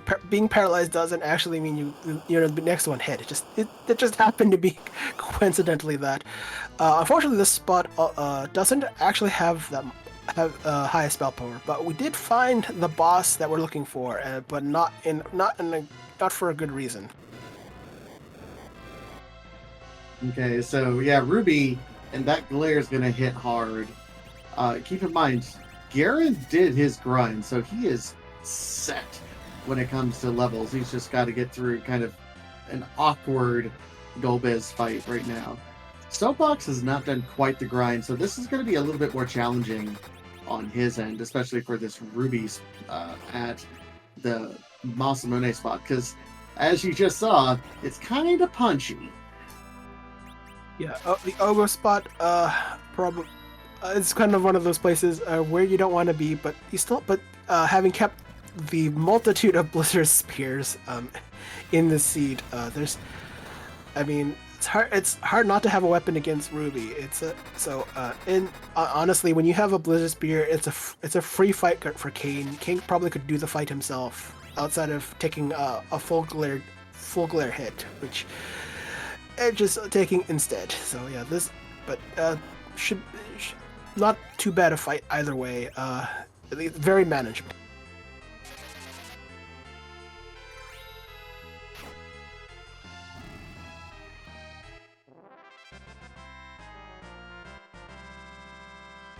Does get through it though, so that's one down. The problem is we've checked all the other moon spots. Oh my, just the pass. So right now we're looking for, the Fabul gauntlet is kind of the next piece of the puzzle. It could be at 2, at Giant 2. It could be at the package. It could be at the heart. Now, unfortunately for Soapbox Gamer, he has to either start clearing checks on the moon or immediately go do Giant right now. I think he's going to choose Giant, but it'll be interesting if Garen ends up finding the Alt Gauntlet at Giant 2. It's a 33% chance at this point. I mean, with the fight slowing down Garen, that's a kind of an opportunity because we know that the pass is at Ruby, which was at the Ogo spot. Garen does not have the pass, so that actually means that Garen has to actually do. Oh wait, sorry, I forget. I'm thinking Z fight, and there is no Z fight. So I keep. You know what? Yeah. Oh, there is. Oh, well, we'll find out one way or another. But Garen at least holding down Golbez and hoping for an easier fight at the CPU spot. Although what's left can still slow him down because Fabul Gauntlet, tons of fun at plenty because that is the last thing that we need to find. All right, so Garen gets through. Uno Mas. Here we go.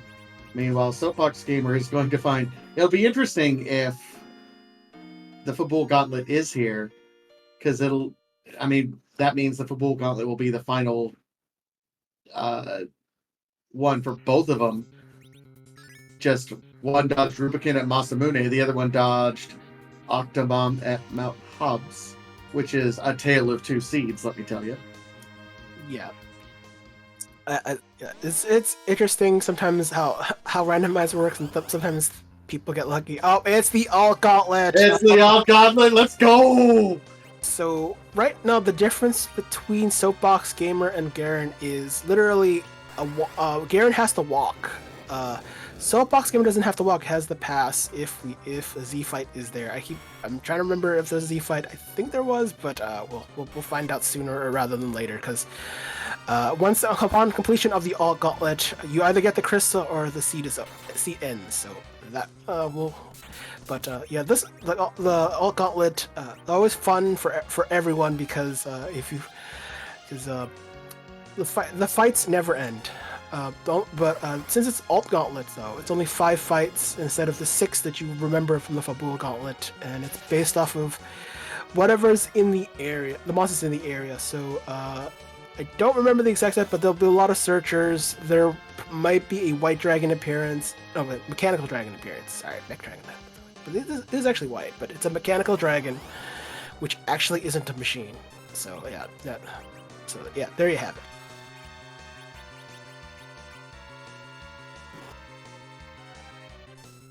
I just want to point out that this is for our Pink Puff League, which is a beginner-friendly seed.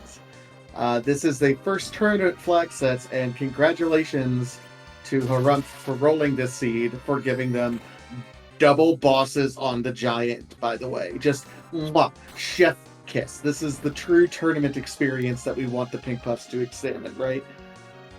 Yeah, I mean, this race just by what has gone on is just it's just fascinating. Like, there's mistakes were made, but were they actually punished? It's hard. Might be considering differently, because the seed is fascinating, and I'm just it's fine. Oh, Garen remembering, hey, right, Rydia's Nutella, because she has nuke and everything else that goes with it. So weak is part of it. So yes, Garen and Sand have a better time with the alt gauntlet at certain points. Soapbox might actually arrive close to it. I'm not sure how close Rydia is, but but either way, Soapbox will probably get Rydia the levels during the alt gauntlet, where Garen is basically doing second grind effectively.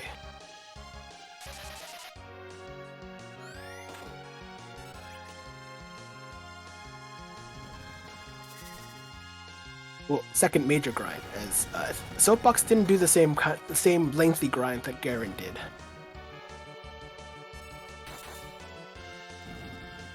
No, if this doesn't get Rydia to nuke, though, I don't know what else would, but we'll be well on our way.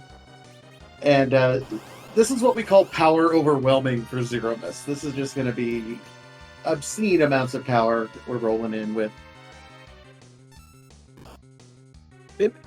Soapbox clears Golbez. I'm not sure if I've gave enough attention to Garen, but I think Soapbox had a better time with Golbez than Garen did, and so that might be time made up.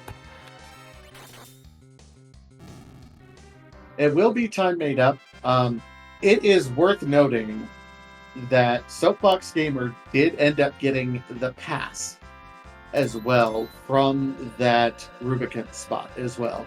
So Garen, while he is an alt gauntlet clear up on Soapbox Gamer right now, I mean, that's at least a 2.5 minute walk through the lunar subterranean that Garen is going to have to do that Soapbox Gamer will not have to. Yeah, so it's a matter of time of Soapbox to clear out his alt gauntlet. So it's really just how much time does Soapbox have that Garen is going to have to consume just on the walk itself. So yeah, it's a race, that's for sure.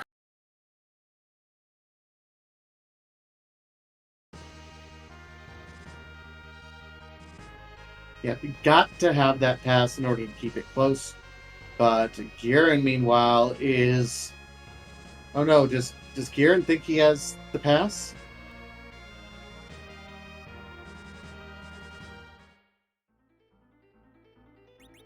So the safety save first. It looks like it's a reordering first, trying to figure out equipment, trying to give her some stat sticks. Did not actually loot the open treasury, so it does not have the Stardust Rod. And started reorganizing Heron Robe, nice, but having Rosa casting white, Heron Robe is a detriment because it's a very vast difference between having a Heron Robe equipped and a white white robe, as that's a 30-point difference of Heron Robe reduction in spellcaster's ability, and White Robe is White Mage's best best piece of equipment. So Garen realizes, oh yeah, I don't have the pass, so and knows exactly what to do.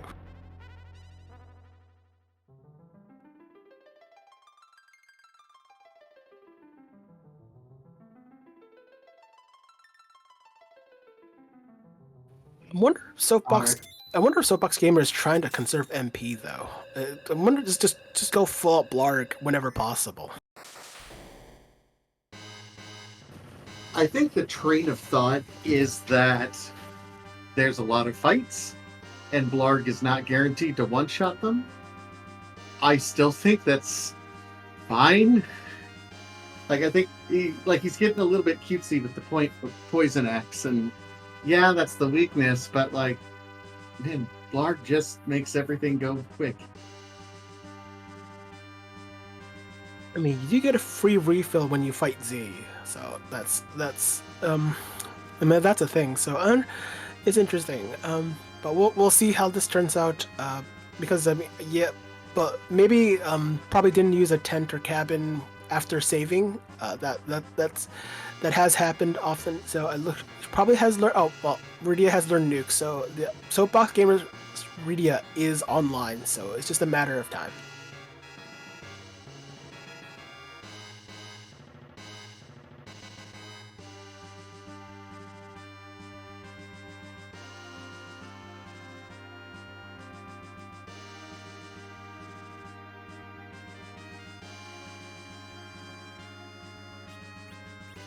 So we have the safety save.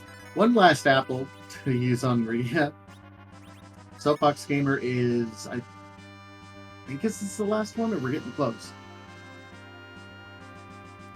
Should be close. But I still don't understand the use of Quake. Still, I mean, at level 50, it shouldn't. It just takes an elixir to get to full MP, and that should be like enough for full Blarg all day. I mean, I don't. There aren't too many fights where Blarg won't kill everything, especially with I mean, I think this Soapbox does have the starter staff, so is kind of has the firepower. So it's kind of those. I think this is the last fight actually.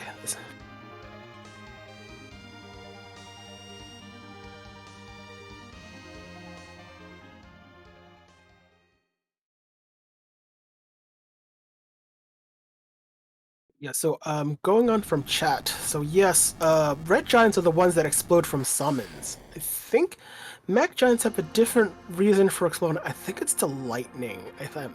I'm not sure.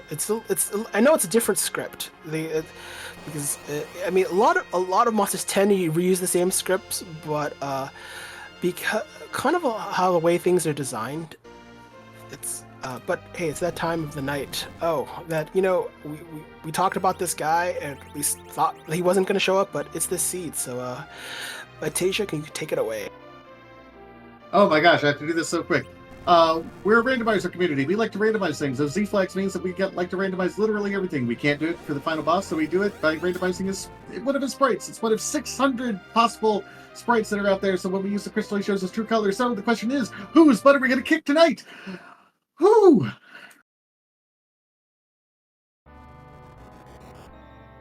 What? Hey! Palette swap will miss, because why not?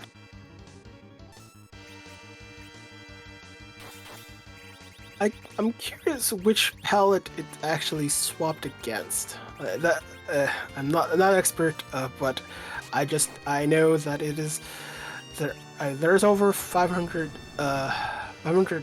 Z sprites, and there's just and sometimes I don't even know what palettes are being used for this. I mean, Z likes to cosplay, but I think it wanted a like a face painting thing. That's what it is. Yeah, face painting. It's literally just the red and the blue swaps. Like the red eyes are normally blue on the original sprite, and the blue parts of his body are normally red. That's literally the only thing that's different. Perhaps it's an early Z sprite. I mean, there were. I mean, I know there's palette limitations because it's an old game, and palettes are kind of an interesting topic within itself in Final Fantasy IV. So it's not so much in the later ports, but it's definitely a lot in the original SNES Super Famicom. It's but those like straight reflex strats trying to avoid the auto refill that happens around when Z reaches 20,000 HP. Reflect reflect strats are just a kind of a feature or bug, whatever which way you consider, in terms of just try not to trigger things. Try not to, like, that's a trigger. It's a counter reaction. You don't want to trigger the counter reaction. So this and reflex strats are the other way to do it, and this works on any boss, not just Z. So, but this is a kind of a standard feature taken advantage of, because why give him more HP than he actually has with the invisible healing when he reaches a certain HP threshold. So just reflect all the things.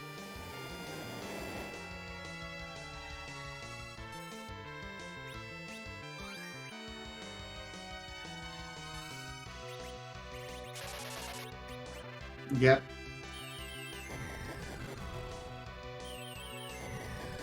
Okay, so definitely going for what appears to be refill skips at this point.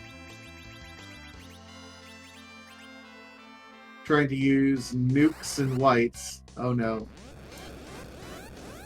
Black hole happened, and so Dead Rosa happens. Yes, it's kind of the consequence of using a Star Veil on your wizard and not on a cane or edge. Because if you're doing reflex strats, you might as well use your Zerker or your main potion user to do it. But that's the risk you take, because Black Hole is what it is. But we see the flashes. It's over. Crash, boom, bang, and Garen does complete it with an official time, 1:38.50. GG's to Garen. Yep, GG's to Garen. That was a kind of a technically just technical fight. You just take advantage of reflex strats. It is strong. Yep, and we are joined now by Garen in the booth. GG's. Thank you. So, how rewarded do you feel for doing the giant before going to the moon with the double reward there? Well, I feel very rewarded from that, actually, considering that giant was hard required.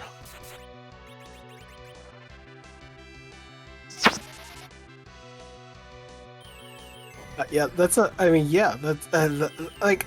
like the least likely place where everything lines up, but then it just happened that way and you picked it. So I mean, what was it just calculated, or just like, hey, why not? Left behind, Rydia still wasn't to nukes. It's like, why not? This has happened before. Give it a shot. If I'd gotten the package from the rat tail, I would have checked that too. But as it turns out, never got the package, so couldn't check it.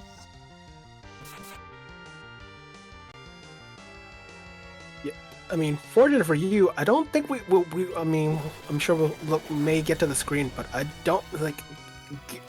Soapbox did actually look at some parts. Did not. We definitely don't know where all the bosses are. So we do know where the bosses are. They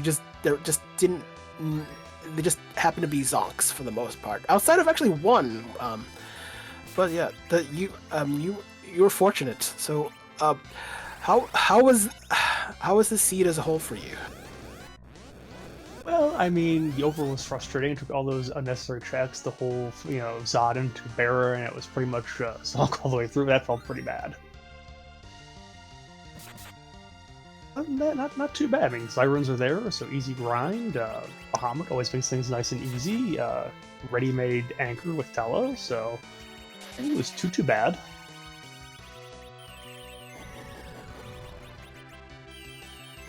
y- yeah. I mean, I don't. I mean, I think you've. I mean, you went through a pretty standard process. I think there was a point that both of you were at the kind of neck and neck for the most part. I think there's a lot of deviation once you reach the underground. But was did you feel good after looting the treasury, or what were you kind of looking for at some point? Like you were, I think you were looking for trap chests beyond after looting the treasury. Well, the one in Zot, because it always seems to pay out, and well, Hanzo Steel, so it did. The one in yeah, the hook route was not really intentional. I just sort of was trying to get the closed chest, so if I was gonna dodge it, didn't. It's like whoops. So yeah, I really wasn't looking for traps after that. I figured you got Bahamut, you got your steel, Kane has a defense as a white. What else do you really need here? It's like Rosa, hopefully find something for her along the way, but if not, it's like no big deal. I'd like something for Rydia, but didn't spend a whole lot of time with shopping on this one.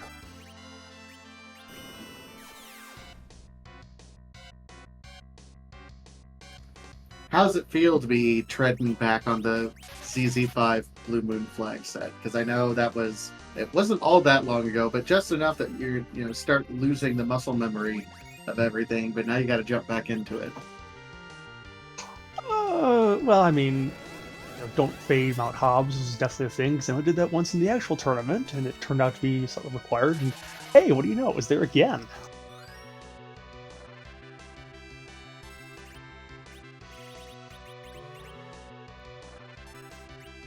Yeah, and ironically, that is the thing your opponent did, and I'm sure we'll talk to him about it. But that was a yeah. That I mean, I know it is.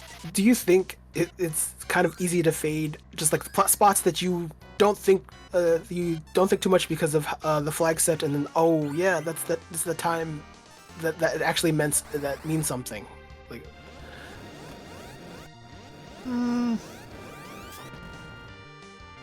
Like it's a boss spot, but you usually would pick up for a character, and all free characters are at their free spots normally. So, like a lot of flag sets are like you have to your characters are gated behind a gated key item or a check or something, and this is kind of the opposite where you build your party. So how do you feel about the differences between the two? Well, I mean, it's nice knowing what the whole party is to begin with, just your routing of how you're going to pick them up. I figured go to Mysidia last, so if I want to change party, I could just swap it out there and be done. Would you not? You don't want to go there first? You just want you wanted the opposite. I figured if I didn't like what my party was, I don't want to double back to Mysidia, because there's no real reason to, other than the darkness cutscene, so yeah, I tried to make that go last. That's an interesting take on that.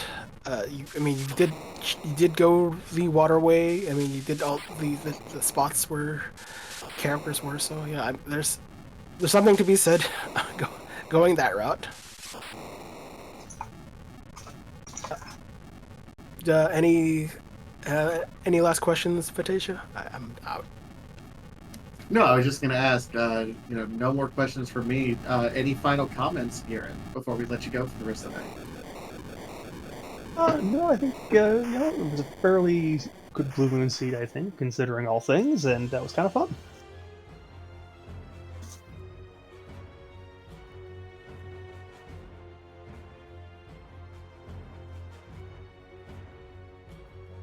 All right. Well, GG's to you, and have a great rest of the night.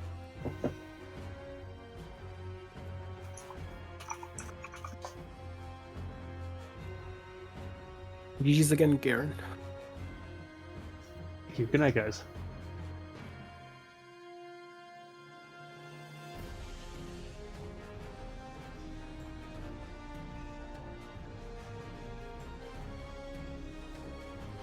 In the meantime, Soapbox Gamer did finish at 144.08, so very shortly behind Garen at that point in time. Really, about the only difference is going to be the difference between a Mount Hobbs and a Rubicon. Mostly the LST just the whole LXT experience. I think that that itself is a time consumer. So it understandable, and I'm sure once we talk about that, it'll be something. But don't forget to follow our runners. Runners are, you know, who are providing the entertainment to the stream, and the rest of everyone else in the commentary booth. Harumph rolling the seed, streaming for us, and Arena for tracking. And my co-commentator Vitasia. Always a pleasure working with you, Deathlight. As we go, just as a reminder, also make sure to follow us over on the Discord if you like this or any other action going on within the Final Fantasy IV free enterprise community. There will be a community race. It will not be restreamed, but it will be run tomorrow night at, I think that's 10 o'clock Eastern time. The next stream is actually going to be this Saturday, right here on the Free Enterprise Prime channel. It's one of our community clubs. It's going to be the Mom Spaghetti Club at 3 o'clock Eastern, but we'll talk about that more in a second. For now, we got Soapbox Gamer here. GG, Soap. GG's, everybody. How's it going? You know, just watching, reminiscing about some great times in ZZ5 with the Blue Moon flags. You know, being reminded about, you know, the trolley things in life, such as double requirements on the Giant.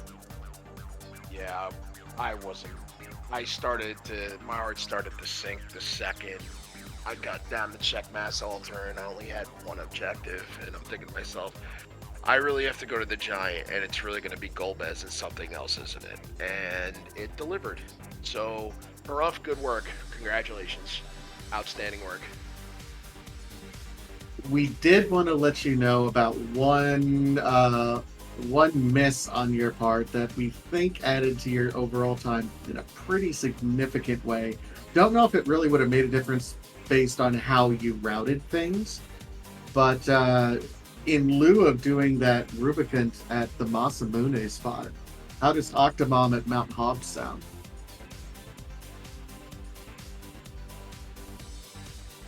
That was going to be my next question. Where was that? And yikes. It might have helped a couple minutes. I wouldn't have had to. I had at least a Blizzard Spear to do Rubicon, so that wasn't really a big deal. But it probably would have helped, because then I would have only had to look for one more objective. If I only had to waste my time fighting Golbez and not do that gauntlet at the end, I might have been all right. Yeah, it was one of those situations where Garen had done it, you know, pretty early on, and you faded it initially for a little bit, and then you kept fading it and kept fading it, and like, oh no, wonder how long this is going to happen. And sure enough, luckily you found everything else that you needed to find. It was just that one Mountain Hops location. Yeah, it's always the one spot I don't look, and that's exactly where one of the objectives is supposed to be. Boss hunts just love to troll me all the time, it seems.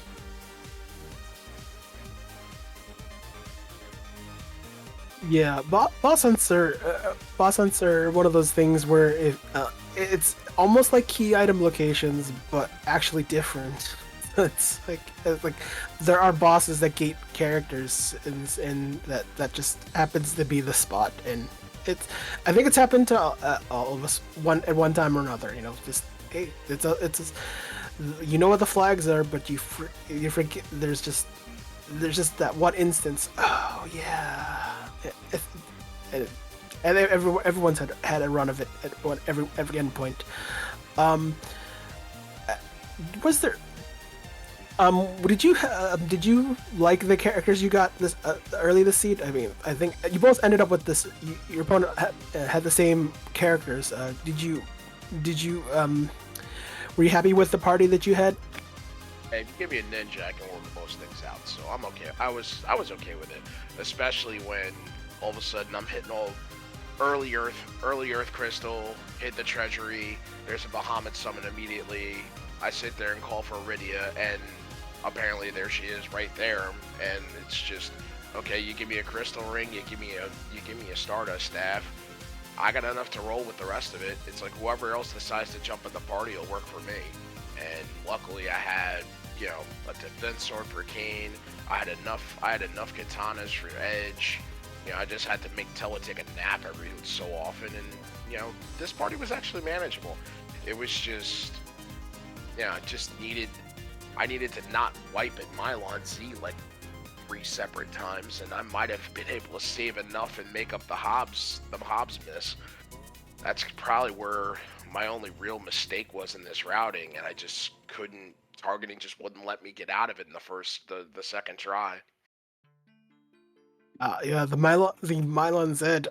Yeah, the Leviathan spot very punchy. Though I think you did pick up at one point or another the Moon Veil. I think I forgot it was in my pocket, and I should have used it. It was just one of those things where I had 2 people with blank, and if I have that, I could probably work it out.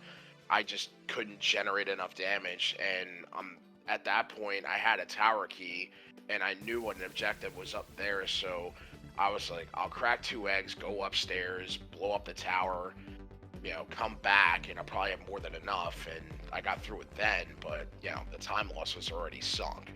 But, you live and you learn. I really gotta remember to use a Moon Veil. It's just I'm bad at remembering I have it in my pocket. Yes, it's like hoarding elixirs, and you get all the elixirs and never use it at like the very end. Yeah, yes, it's happened once or twice. It's an experience. Yeah. I think there was a different tact. The Garen did. The Garen grinded, and obviously after the fight, you definitely did a grind after wiping.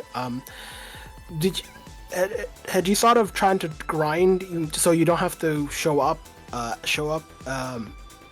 Fame March again because you had, even though you probably didn't have all the key items, for the double XP, but you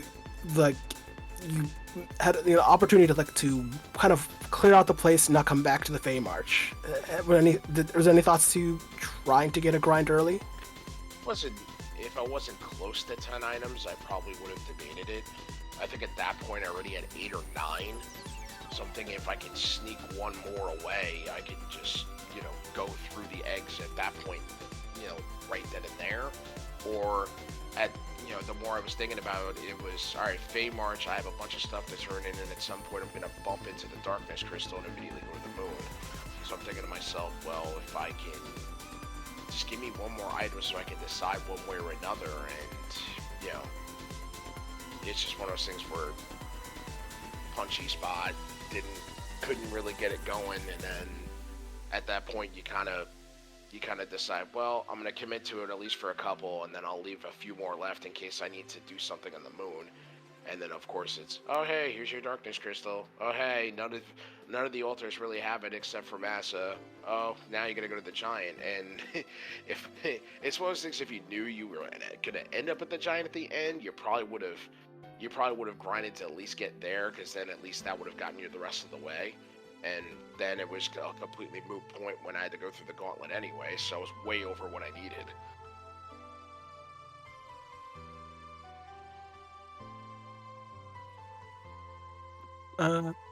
I think. Any other thoughts on the seed? Otherwise, I think you, for the most part, I think you did a pretty good job of the seed, given what happened to you ultimately. I mean, if I have to sit there and say that 2 mistakes cost me 4 spots in the standings, I mean, you don't feel good about it, but you feel better about the fact that it's just 2 spots you have to fix. So, that part feels good. Other than that accidental exit out of LST was cool, and having Kane walk in with a poison axe was equally cool.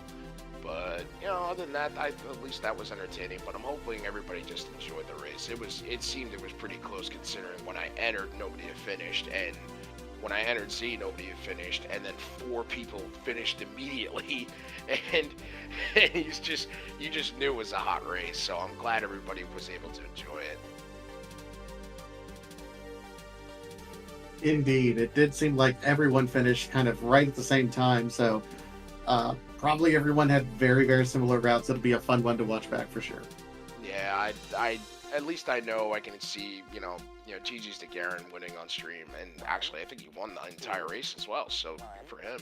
And I'm sure there's probably certain differences, and then we'll have a good chuckle about Hobbs when I rewatch it.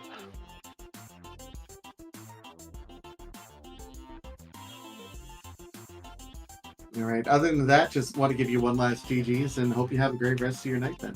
I appreciate it. GG's. Thank you. Thanks for doing the restream. Thanks for the commentary. I can't wait to roll it back, and I appreciate you. I appreciate all of you as well. Thanks for restreaming me. As always, it's a pleasure, and hopefully I was entertaining again this week. All right, take care, guys. GG again, Soapbox Gamer. And with that, that's going to wrap us up here for the Pink Puff Community Club Showcase. Those were the Blue Moon flag sets from ZZ5. Again, want to give one last final shout out to everyone behind the scenes. Aaron Lore for his tracking, Harump for the restream, and of course my co-commentator Deathlike. Always a pleasure working with you, man. It was a lot of fun, and I think we're going to send you all off to Brent Tacos, who's playing Free Enterprise. I'm sure